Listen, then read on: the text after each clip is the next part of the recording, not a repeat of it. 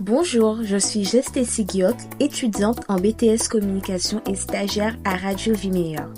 Dans le cadre de mon stage, j'ai eu pour mission de créer une série de podcasts culturels.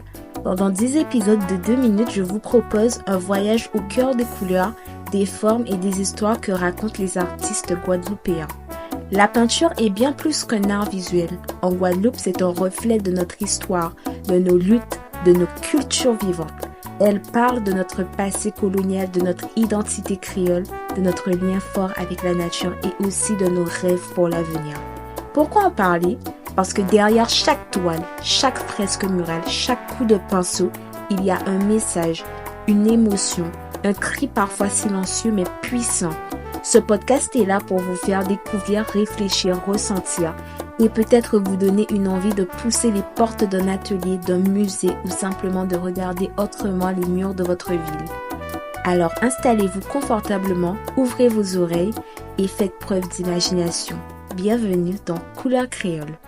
Aujourd'hui, pour ce tout premier épisode, nous allons parler de l'origine de la peinture en Guadeloupe, entre influence et résistance. Pendant longtemps, l'art en Guadeloupe a été influencé par les modèles européens hérités de la colonisation. Les références classiques dominaient et très peu d'artistes locaux étaient reconnus. Mais peu à peu, certains ont décidé de reprendre les pinceaux pour raconter leur propre histoire.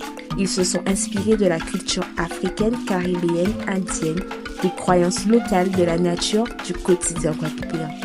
Cette peinture, bien qu'inspirée de techniques occidentales, est devenue un outil de réappropriation culturelle, une manière de dire « je suis là, je crée et ce que je peins me ressemble ». C'est ainsi que la peinture guadeloupéenne est née, non pas dans les musées, mais dans l'intimité des artistes qui ont voulu se reconnecter à leur identité. Alors peut-on dire que la peinture est une forme de résistance culturelle?